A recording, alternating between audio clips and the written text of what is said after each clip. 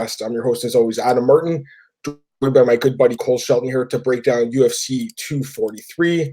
Cole, how's it going, man? I'm good. How are you? Not bad, man. I can't believe October's here, though. It's crazy, right? Like, the time just goes by so quick. I feel like we were already, just had the summer. We were talking about UFC 239 and all those cards, but we're here in October, UFC 243. We were just talking about it off air. You called it a boxing card. I kind of tend to agree. We have like an amazing fight at the main event. Co-main event's really good fight, and then wow, this is a very weak pay-per-view, and I will be watching it obviously, but on a scale of 1 to 10, as far as pay-per-views go, this has got to be like a 5 out of 10. What do you think? Yeah, like the main event, obviously, it's two of the best middleweights in their prime fighting, so obviously that raises it up. But other than that, like the co-main event's good. But if you look at the rest of the main card, you have like Diego Lima on the main card. You have a 3-0 heavyweight versus a 5-0 heavyweight, both making their UFC debuts on the main card. It's just a lot of local Australian fighters getting the call for this card, and it's just unfortunate because it is such a big event that they couldn't have stacked the deck a bit more. Yeah, I'm surprised there weren't like some bigger names on this card. I know Holly Holm Bennington, that was supposed to be on this card, that was pulled off due to Holmes' injury, so that kind of is not the UFC's fault, but even still, I mean, kind of a weak card. Anyways, let's get right into it. We'll start at the bottom here, work our way up. First fight of the night, opening bout, Khalid Taha against Bruno Silva. The odds have, pulling them up here, Khalid Taha open minus 265, Bruno Silva open plus 185. Right now we have Taha minus 240, Bruno Silva plus 200. Who's your pick? I like Khalid Taha here. Obviously, his first fight in his UFC debut, or not his UFC debut, sorry, at the loss to Nad Narimani, and his second fight he's supposed to fight. He was fighting Boston Salmon, and that was a fight a lot of people, me and yourself included, thought this was kind of a setup fight for Boston Salmon to win, and Khalid Taha just shut the door. He knocked him out so quick. Bruno Silva making his UFC debut he's fought on the Ultimate Fighter in Brazil. He's had some okay wins, but I just like Khalid Taha's experience. His power is good. He has a bunch of submission wins in Brave. Brave's obviously a good promotion. He's fought in Ryzen.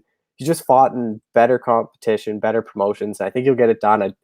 I think he could be able to finish this fight, but I'll pick Taha by decision. Yeah, I like Taha as well, just a little bit, though. I wouldn't bet on him here, minus 240. I feel like the line's a little inflated because of the last win. He looked great in that fight, but I have heard some good things about Bruno Silva, actually. Someone said he trains with Henry Cejudo, so I don't know if that's 100% true or not, but I heard that. And if so, I mean, it's getting a good training partner there. Also, we have a comment in the chat here from Marcus3XTV. Is there a backup fighter? I think is that Marcus from Nubian? Okay, that's cool. Is there a backup fighter? I don't think so, which is dumb because someone could easily miss weight. We saw it happen with Robert Whittaker. Paul Costa, I think Dana White said that he didn't think he could make weight, so they didn't even bother to ask him.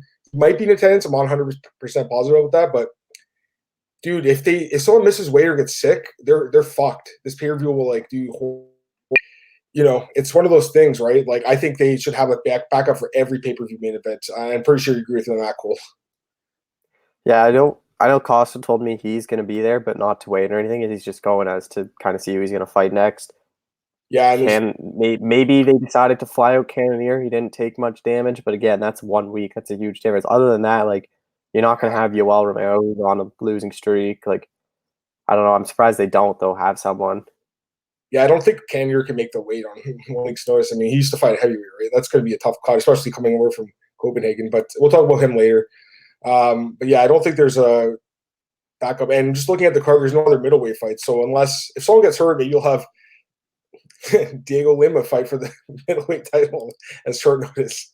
Yeah, what's up, Marcus? How you doing, man? Let's go down through the rest of the card here. All right, next fight, women's flyweight bout, Nadim Kasim against Ji Yeon Kim. Opening odds had Kasim open as the favorite, minus 140. Kim open plus 100. Right now we have Kim minus 170, Kasim plus 150. Who's your pick, man? I like the local fighter and Nadia Kasim. Obviously, their last fight, she got submitted against Montana De La Rosa, but that's not a bad loss. Montana De La Rosa is a really good fighter. Kim hasn't fought since November last year when she lost to Antonina Shevchenko. She has a couple good wins. A win over Justine Kish, which is pretty good. She lost to Lucy Podolova. But I just think they're kind of setting up a lot of these fights for the local fighters. I think Kasim will get it done. I think she's going to finally get that win in Australia. But I think this one goes the distance. And I think the value is all on Kasim here. You're probably right about that, and she might win. I'm going to lean towards Kim slightly. I just a little bit more impressed with her in the UFC.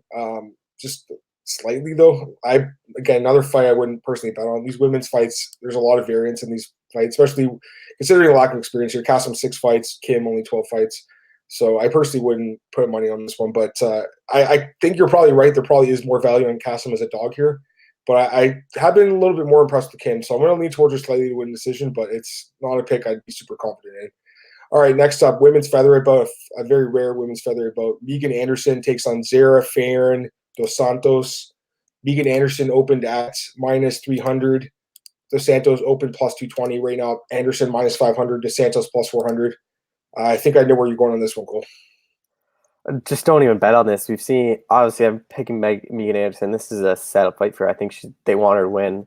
Dos Santos hasn't fought since 2017, according to Tapology, in December 2017. And that was a catch weight at 141. So I know she's been fighting close to featherweight, but she doesn't really have any good wins. Her most notable name is probably Sinad Kavanaugh, where she lost by decision.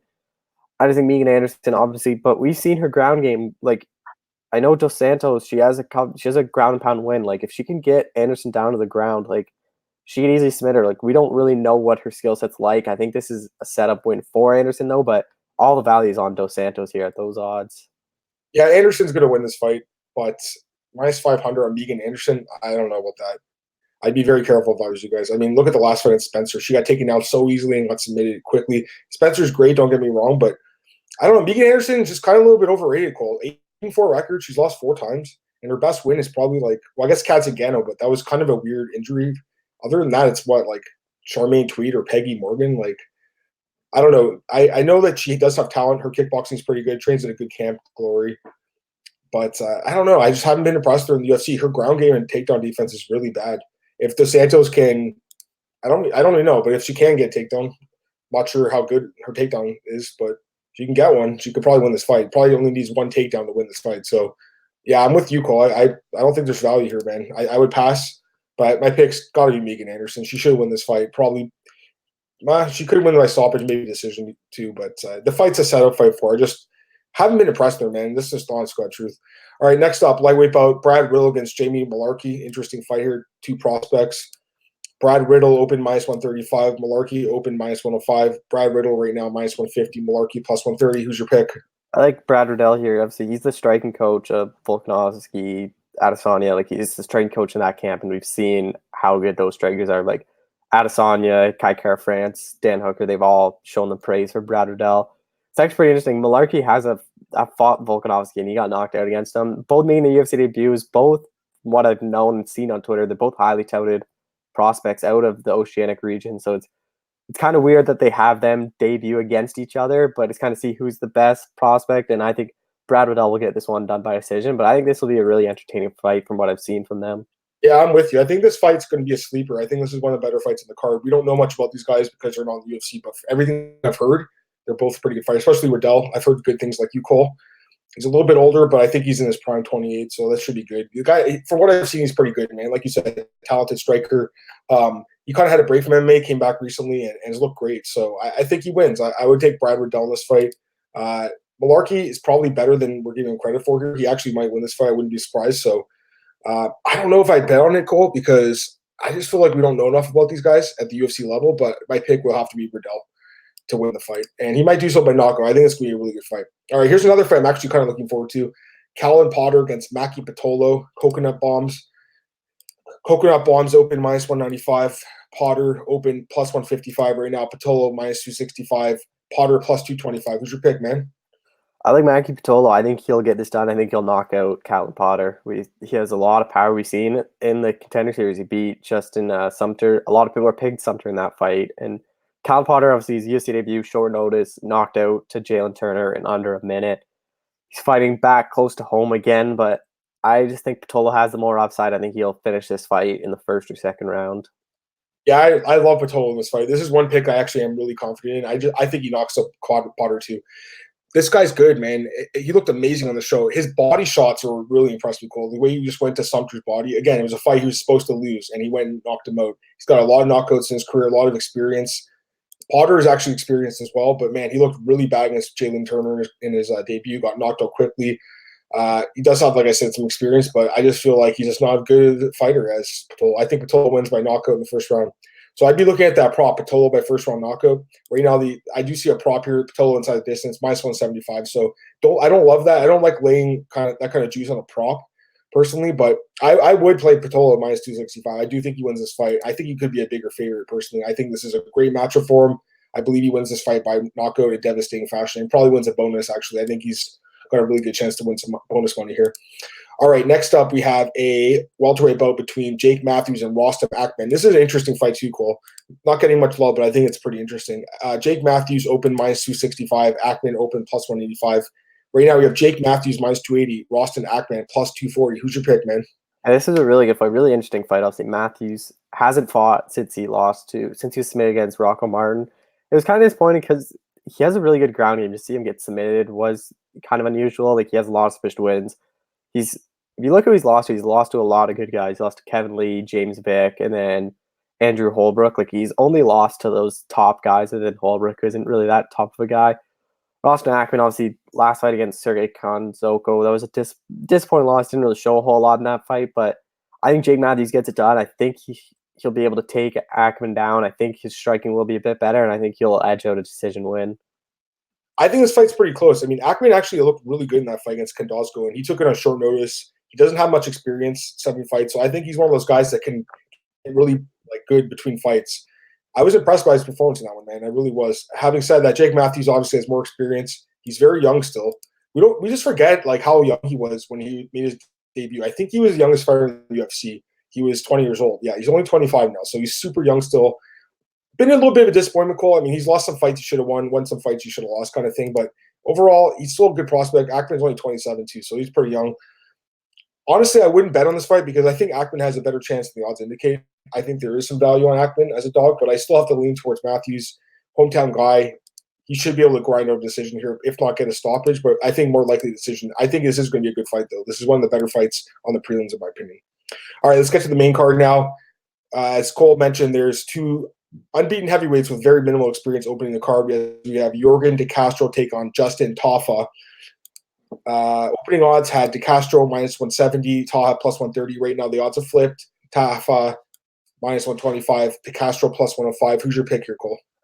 First, even though how close the odds are, I still don't think I'd bet on either side just because they're 2 UFC debutantes. You don't really know what they're going to look like. They're limited experience in heavyweight. One punch can change everything, but I think I go with the local guy in Tafa here. De Castro showed a lot on the Contender Series when he beat Alton Meeks, but let's not forget, he was not supposed to win that fight. He's been an underdog. I think he's been written off a lot, but I just think him flying to Australia, the crowd will be behind Tafa. Tafa has a lot of knockout power. All 3 of his wins have come by knockout. In the regionals, or as an amateur, De Castro was knocked out before. I think Tafa will be able to knock out De Castro, but if this fight goes past the first round, I think the UFC is hoping this fight ends early because if this goes in the second, third round, it'll be a fight I think the fans will start to boo because I don't think either of their cardio will last for a full 15 minutes. Yeah, this is going to be a scary one if you put money on it because really one punch can end either guy's night. I like De Castro, though. I think there is value on him as a dog, so I'd rather go with him. But it's kind of scary, though. Even as an underdog, it's kind of like one of those ones I wouldn't go crazy on. I would rather take a shot at him as a dog, though. I think he should be favored to win this fight, personally, based on that win on the Contender Series. He looked great in that show. And he's got better experience, in my opinion, fighting in CES and a couple other promotions. He also has a couple fights on the regional scene as well as an amateur against guys like William Knight, who's a really good prospect. So he has some experience here, and Tafa only 3 fights. I don't love that. He has looked good, obviously, 3 knockouts. Who knows? Maybe he's going to be like Taiji Vasa, come in, knock out some guys at a lower level, fail when he gets up. But, yeah, I don't know. It's crazy, though, right? Because you have 2 guys that really have no experience in the UFC fighting against each other on the main card, opening up a pay-per-view. That's a crazy spot to be in. So this could be one of those weird fights, ends in strange fashion. But I do think De Castro wins. That's my pick here. All right, next up, welterweight bout between Luke Jumo and Diego Lima. Right now, opening odds had Lima minus 230, Jumo plus 170. Right now we have Lima minus 150, Jumo plus 130. Who's your pick, Cole? Believe it or not, I actually like Diego Lima in this fight.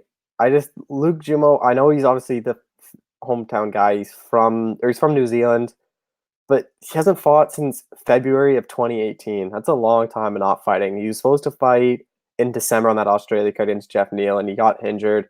Diego Lima, obviously, he's been lost some lost some fights, but he had that huge win over Chad Laprise at UFC 231. A lot of people thought Laprise, if he lost that, his fight or his contract was going to be like he was going to get cut.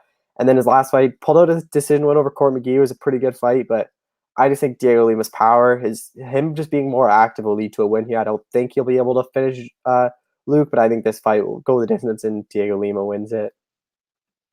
Yeah, this is a close fight. This one can go either way as well. I've said that a few times, but this is another close one. And another one I personally wouldn't feel comfortable putting money on. I lean slightly towards Lima, more experienced in the UFC. I think he's looked a little better lately. He's a little bit younger too. But the fact June was fighting close to home, and the guy actually has a pretty good record. He's got quite a bit of experience.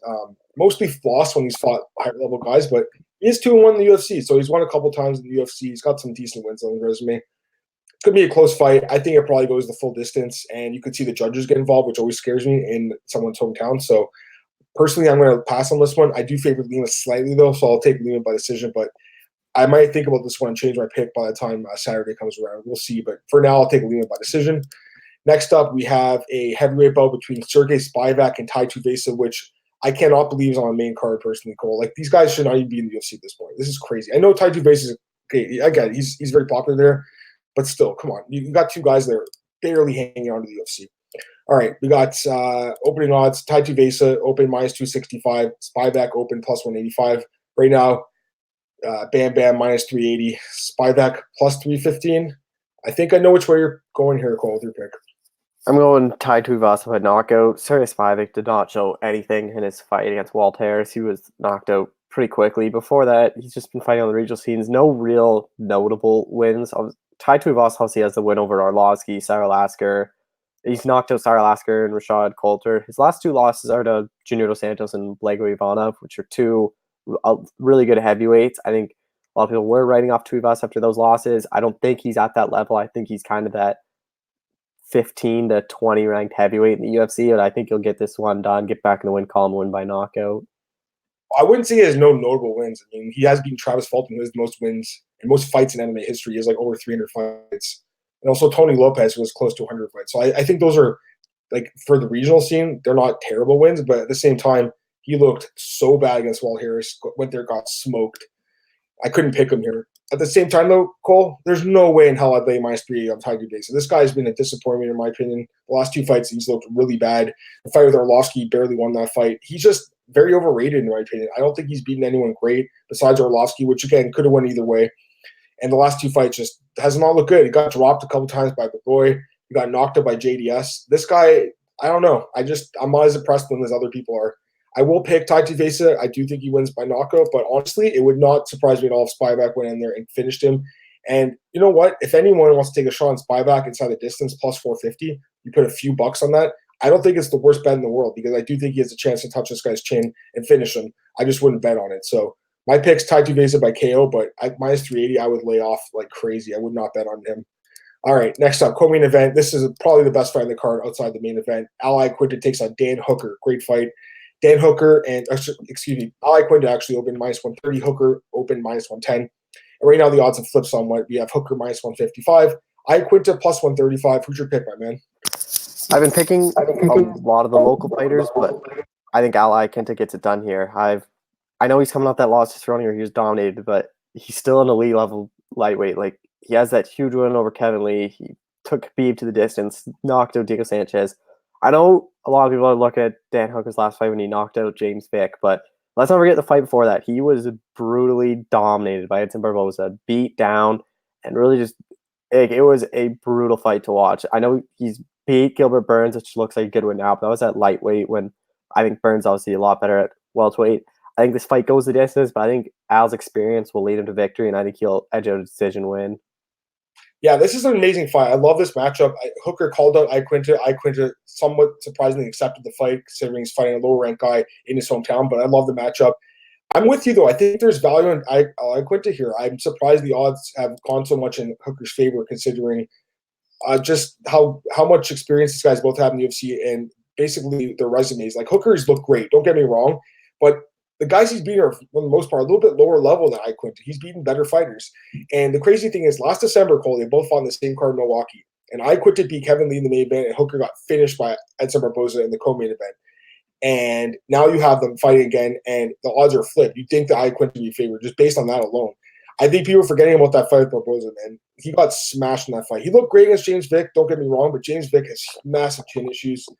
I'm a big fan of Dan Hooker. I think he's great. He's got a lot of KO power. I just feel like Iquich is a smarter fighter, a more well-rounded fighter, and overall just a more technical fighter. And I do think he wins this fight. So give me Raging Al, man. I think at plus 135, Cole, he's a decent-sized underdog bet here because I think he should be favored. I believe the odds makers were right when they opened him as the favorite. And I'm not surprised Hooker's the favorite now because he is fighting close to home and he's a great fighter himself. But I do think Iaquinta wins. So give me Iaquinta by decision. And I think that's going to be our consensus dog of the night with Iaquinta plus 135.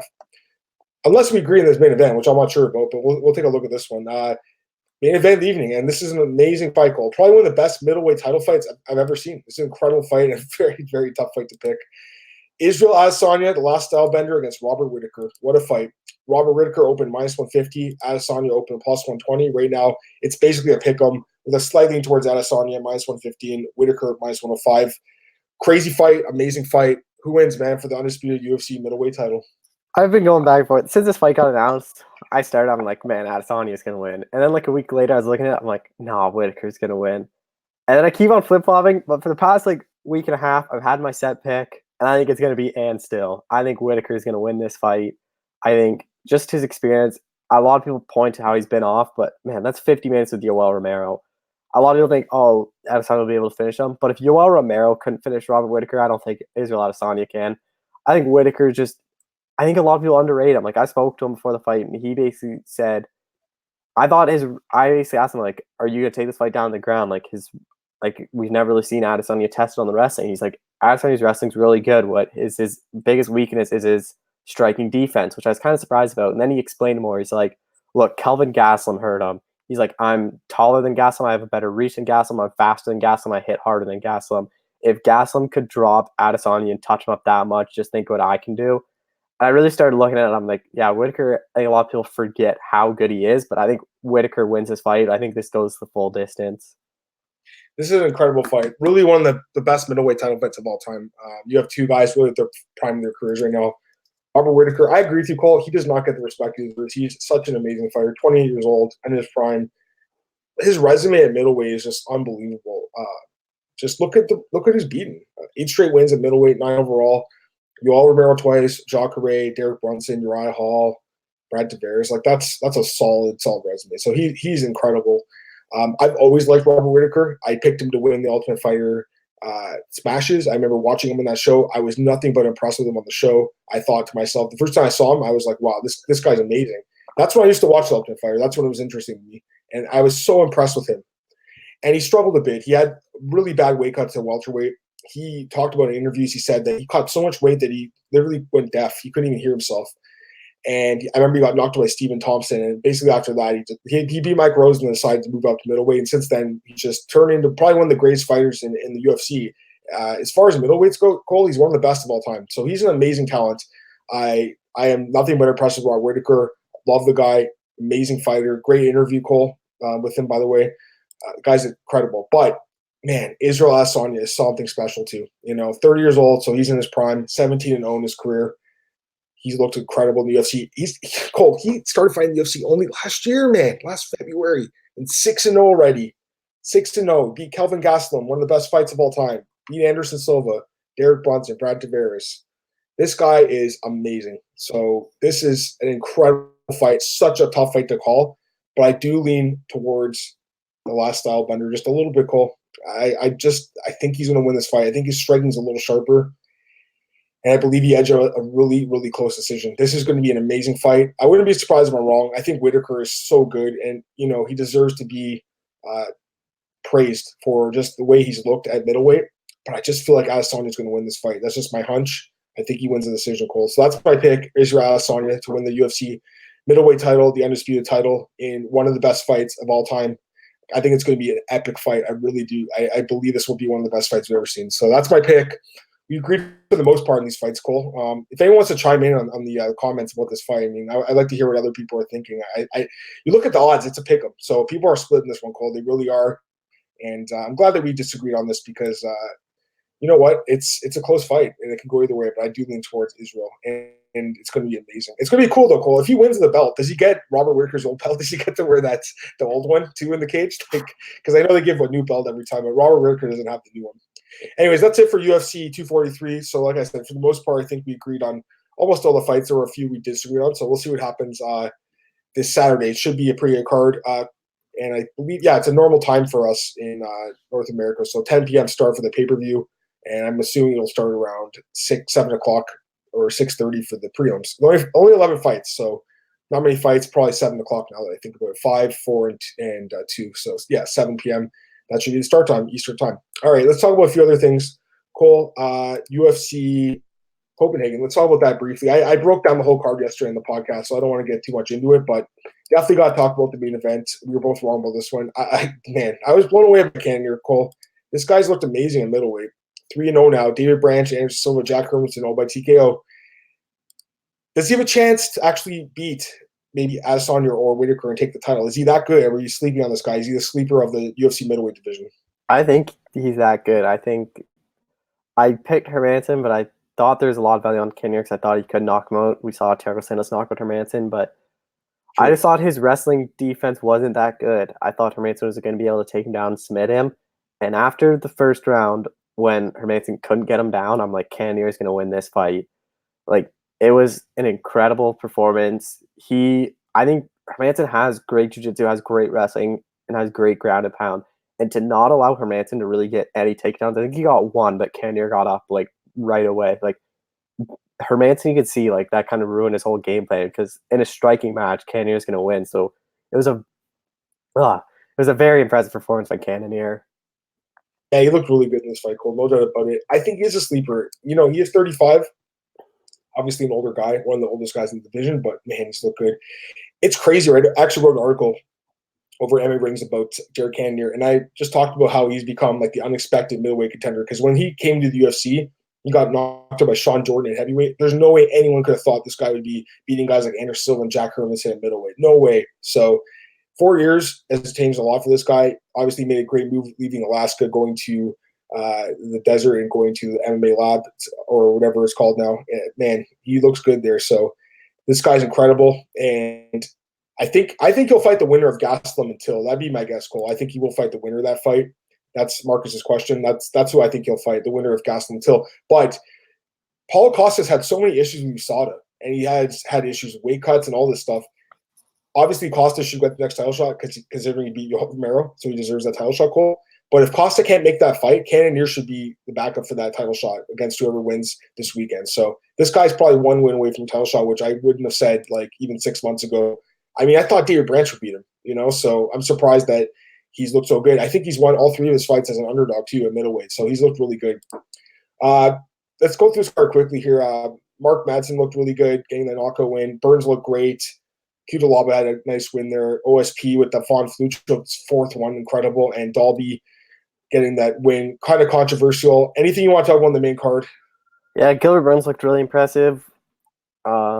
Just quickly, I know you recapped it all. St. Preux, exactly. that's got to be the Von Preux choke now. Like, yeah, it has to be. I thought Alexiak was going to win that fight. I thought he was going to knock out OSP, rather certain. But man, OSP, I'm having such a hard time calling his fights. When I think he's going to win, he loses. When I think he's going to lose, he's going to win. So, but yeah, Dalby Oliveira, what was that ref thinking? Like, why would they stand him up? I think it was good to see Dalby get a win, though. That was obviously huge. Other than that, John Phillips, quick win over Adamowski. I think that could be it for Alan Adamowski. He hasn't really shown a whole lot in the UFC. Yep. Macy Chiasson just on the prelims, but tell me what happened, Cole. What? Why'd you look so bad, dude? I have no idea. I thought she was going to win that fight rather easily. I was shocked by that performance. That was not the Macy we've seen in the UFC. She did not look good. I honestly think this loss will help her a lot, though. I think Safe will really get into her this week at training and really tighten her up. I think her confidence almost got too high that she thought she was unbeatable. And I think that's what you see with a lot of young fighters that finish all their fights so early. They get their confidence super high and then they have a really bad performance. I think Macy will rebound, but that really sets her back a lot. 'Cause a lot of people are talking like if she wins this, she's going to be in the top 5. She'd fight a top 5 girl. Now she's probably going to fight an unranked girl next. Yeah, that was a bad loss. I didn't really talk about the prelims. So Phillips wins, Murdov beats Chirico, Nardia beats Bahadurzada, Chikadze beats Davis. Kind of a controversial decision there. And then Landsberg obviously gets the win, V. Casey, and then Jack Shore, who also got a finish. We should mention him quickly, gets a bonus. Overall, what would you say about the card, Cole? What would you give it out of like 10? I think it was a pretty good card. I give it probably like 7, 7.5. There were some fights that dragged on, like the Davis Chiodese fight that kind of dragged on a bit, and then the scorecard made it even weirder. But there's a lot of good finishes, like Jack Shore, the quick John finish. Phillips, Yeah, Phillips. John Phillips, Alan Mosky. The main event obviously was really good. I think the co-main event it was a lot of people expected, but the Burns Nelson fight, that was one of my favorite fights to watch on that entire card. Man, Gilbert Burns look great. We gotta give him credit. Moving up in weight, you don't see many guys do that and look actually better. So good for him. He's actually looked great. Look, 6 of his last 7 fights are wins. The one loss to Dan Hooker. Since he moved up to welterweight, wins over Kachenko and Nelson. He's 100% a top 15 guy now, Cole, if not a top 10 guy. So good for Gilbert Burns. All right, let's talk about Bellator a little bit. Again, I've talked about these on the podcast yesterday, so I don't want to go over it too much, but let's talk about them. We'll start with Bellator 227. The main event was a joke, as we know, Cole. No offense to Roman Zalazar, but he took the fight short notice. You got to give the guy credit, but come on, that fight was a joke, 35-second submission. And I don't even really feel like he really fought that choke. He kind of just went there, got his check, and left. Michael Page gets that crazy knockout, and now Dan Bergliotta is out there, and he admits that he did call Michael Page a fucking piece of shit. He said that Michael Page told him to fuck off, so he responded by saying that. And now Mike Mazzulli, the commissioner of the Mohegan Sun, says that he won't be reffing any more of Page's fights. Now, first off, how unprofessional is that, Dan Bergliotta? Like Michael Page too, like for sure. We all know he's kind of an unprofessional guy. But for a referee to say that, especially after the thing with Greg Hardy, where he was shaking his head when the decision was read, I like Dan, but come on, you got to admit that's a little unprofessional. Yeah, I think it's kind of good he's not reffing Michael Page fights. And when he stood it up, I'm like, why is he standing this up? And then he took a point. I'm like, I've literally never really seen that. I don't know if I have seen a point for what was it? What was the official like unsportsmanlike or something? Like, yeah, there's an article on MMA Fighting. Steve Morocco interviewed Dan Bergliotta today. It's worth reading for sure. Gives a side of the story, but yeah, it was weird. And then Kyle Lee stuck his finger up. None of them got fined, but yeah, he won't be reffing his fights. Any thoughts on the main event there with Gallagher getting the win? I mean, the guy's good, right? But he's got to fight someone better, right? Do the Bandejos rematch. Yeah, why not? Gallagher keeps on calling for it, and what's kind of funny is I text, like me and Rick text pretty often. He basically says he's been offered that fight before. He's accepted, but it's never been accepted on the other side. But yet Gallagher will keep on calling for it on Twitter and in interviews. Yeah, I think they should do the rematch, personally. A couple other fights in the main card here. Peter Quelly gets a comeback win over Ryan Scope, and Benson Henderson defeats Miles Jury. Benson Henderson admits it was a really boring fight, but he gets the win there. What do you think of the comeback by Quelly and Miles Jury? I mean, 3 straight losses. Does Bellator release him after one fight? Yeah, it was a good comeback for Peter Quelly. That was a huge win for him. I don't think they'll release Miles Jury. I think he's still a big name. He can put on some entertaining fights. Benson Henderson is good to see him get the win back. It was a really just like lackluster fight. Not much happened. But what's even crazier is Benson Henderson was in Copenhagen in Cannonier's corner the next night, which was kind of crazy. But I mean, I don't know what you give Henderson next. Like, what's he on, 4-fight winning streak next? Maybe you give him a title shot. He's a big name, but you can't because Pitbull has a title right now, so you can't give him a title shot, unfortunately. And he actually does have a win over Pitbull, so that's worth mentioning. But it's like, are they going to introduce an interim belt? I think there's a chance Bellator maybe you could do that. Benson Michael Chandler too for an interim belt, or you do Benson Brett Primus. If obviously he's been talking about getting a title shot again too, so I think maybe you do that. Yeah. He's an underrated fighter, honestly. He doesn't get the credit he deserves. Beats Michael Chandler by injury, but still he beat him and won't give him credit. Just wanted to answer Marcus's question because we didn't really touch on it too much. He asked about the stand-up and the Dalby and Oliver fight. I mean, that's just awful, Cole. It was terrible, and I think it did change the fight, which I'm happy about because I picked Nicholas Dalby as an underdog. But as far as the fight goes, man, that was brutal. And I don't know. What are your thoughts on that? It was terrible, right? I think Alex Oliveira would have won the fight if that didn't happen. Because if, say, Dalby doesn't get up, that's the round for Oliveira, and he wins that fight 29-28. That changed the entire round to give Dalby that round. Yeah, no doubt about it. The crowd got the influence the ref, and that was bad. All right, let's talk about Bellator 228, which I think was maybe the best card of the weekend. It was a solid card, Cole. Let's get right into it. I'll start with the main event, and we'll talk about the tournament. Who do you think won, Machida or Mousasi? I had Mousasi winning 29-28. Who'd you have? Yeah, that's what I had too. Yeah, first and third, I guess. Is that what you Yeah. had? Yeah, I was shocked when one of the judges had it for Machida. I mean, what were they watching, right? Like, you see Mousasi just shook his head. He's just shocked. Terrible, man. You never know with these judges, though. You leave it in their hands. You never really know. All right, let's talk about the tournament. We'll go through the fights, and I'll talk about the bracket for the next round. Pitbull against Archuleta gets a decision win. This honestly was a blowout. Archuleta didn't do much in this fight. I just think Pitbull is so good. I said on Twitter, I think he might be the most underrated fighter in the sport, Cole. 2-title champion in Bellator. And they actually showed the weights after of all the fighters. He only weighed in at 155. That was his weight. So of anyone in the tournament, he cut the least amount of weight, which I find incredible. That means he fought Chandler probably at 155 in a natural weight, which is incredible. Next up, McKee gets that beautiful knockout win, 8 seconds over Karakonian. He's amazing. Caldwell wins against Corrales, and Weichel beats Rogers by decision. All right, so now we have the bracket for the next tournament. First off, did you like the selection show? What did you think of that? I thought it was great. I thought it added a lot to it. It's better than Bellator making the bracket. Add more interest to it. It got to see who was picking who, if someone was ducking someone, as everyone says. Because a lot of the time it's fighters say, oh, I was offered this person, you're ducking me. Now we can really see it live. If someone's calling them out, if they have an open spot, if they truly don't want to fight that person. Yeah, I got some thoughts on that. So a lot of people are saying Pitbull's, win, but he didn't want to fight Caldwell. Come on. This guy is the best fighter in Bellator history. He's the most wins in Bellator history. He has the biggest wins in Bellator history. He's just smart, man. He took the easiest fight against Caldwell. And the easier bracket. He's on the way easier bracket. Why would he fight McKee and Borix? Why would he fight one of them? If he took that open spot against Borix, he would fight Borix and McKee in the semis, where now he gets to fight Carvalho, then the winner of Weichel Sanchez. And he's beaten both those guys. So this is an amazing move by Pitbull. And I was just amazed how dumb some fans were saying this guy was stupid by picking this fight. This is the best fight for him to pick. And he had a lot of damage in that fight. Why wouldn't he want to fight in March? And then I know people say, oh, well, then he's going to have a quicker turnaround for the semis. But I think he finishes Carvalho really easily. Probably doesn't take much damage in that anyway. So I agree. So let's talk about the bracket. Okay, so we both like Pitbull against Carvalho, right? That's an easy fight to pick, right? Weichel versus Sanchez, that's kind of an even fight, I guess. I don't know. Weichel won the first fight, so I guess you lean towards him. I don't know. I actually lean towards Emmanuel Sanchez. I think Sanchez has looked better as of late. He looked good against Claxton for sure. The other side of the bracket's really interesting. You got McKee against Campos. And you know what? You got to give Campos credit, man. He went and took McKee. I wouldn't have taken McKee. He took McKee. So I think that's a terrible match for Campos. I think McKee wins. I think this kid's going to probably go to the finals. And we'll see. I mean, maybe not, but I guess you like McKee too, obviously. Yeah, the tournament was announced. I picked McKee to win it. I'm standing by that. I think McKee is going to stay undefeated and win the title and the whole tournament at the end of it. Yeah, I think it's going to be McKee versus Pitbull, but I'm going to talk about the next guy here. Borix against Caldwell. Borix is my sleeper, Cole. This kid is incredible. I think he does beat Caldwell. I'm not sure what you're thinking there, but I think he wins that fight. I like Caldwell. I think his wrestling is just going to grind out a win.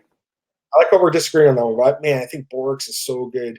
Very underrated fighter. So overall, I love it, Cole, personally. Got a question here from Marcus asking about Kevin Lee and Gillespie. I talked about my podcast this morning.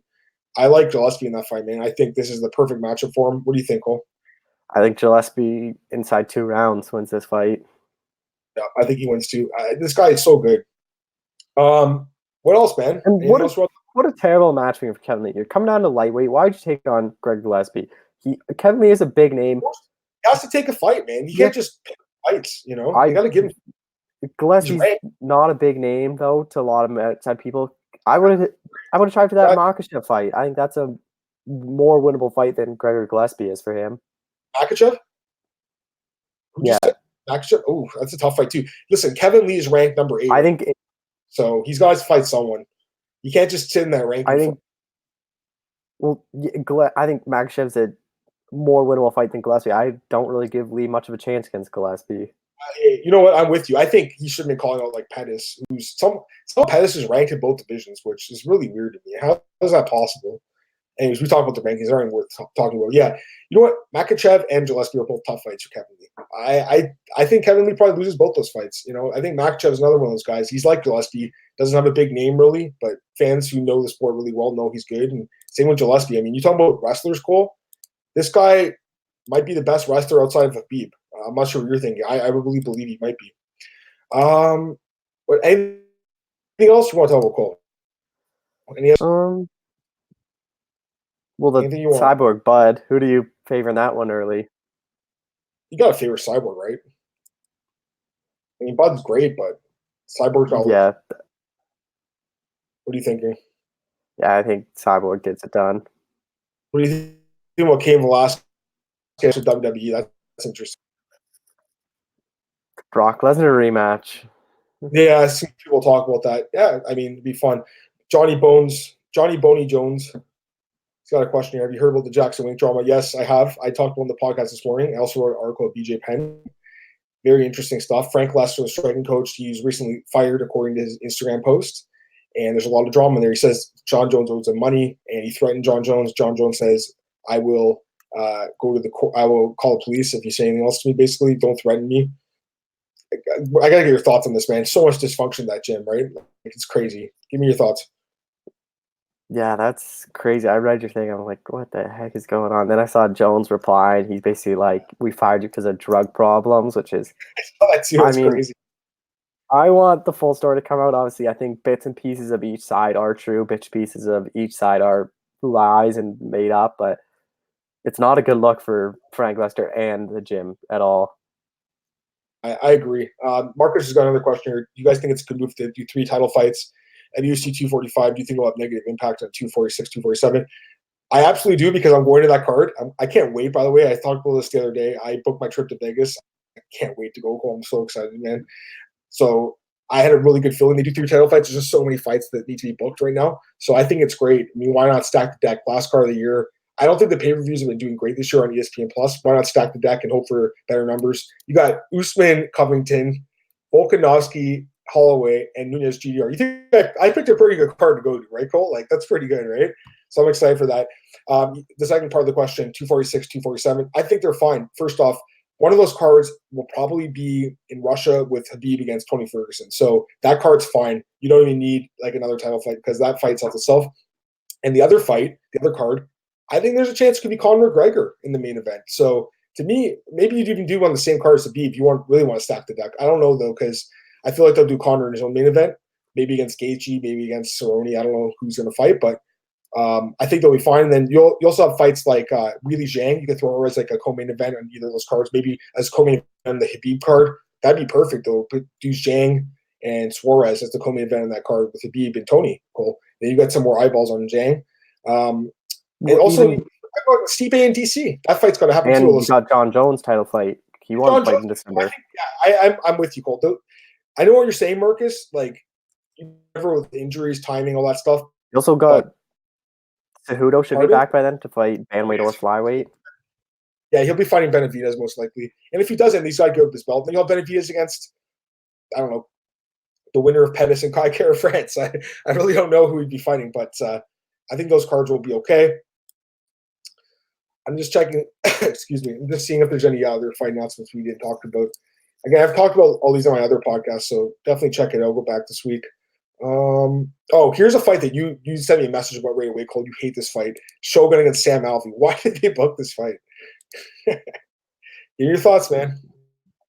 Shogun by knockout? Sam Alvey gets cut? Yeah, it's super weird. It's weird. Sam Alvey on a 3-fight losing streak gets rewarded with a ranked opponent for Shogun send-off fight. What about this one? Greg Hardy against Ben Sassoli. Greg Hardy by knockout. They give him a step up, for God's sakes. Like, what is this? Come on, Let's see a step up. He gets us his matching is so weird. He goes Alan Crowder, probably like here, and then it's like Smolyakov down here, and then they go Adams above where Crowder is, and then they go back down where I think Crowder's probably better than Ben Sassoli. Yeah, it's taking like one step forward for like 3 steps back with his matchmaking. I'm with you. Ortega and Zombie.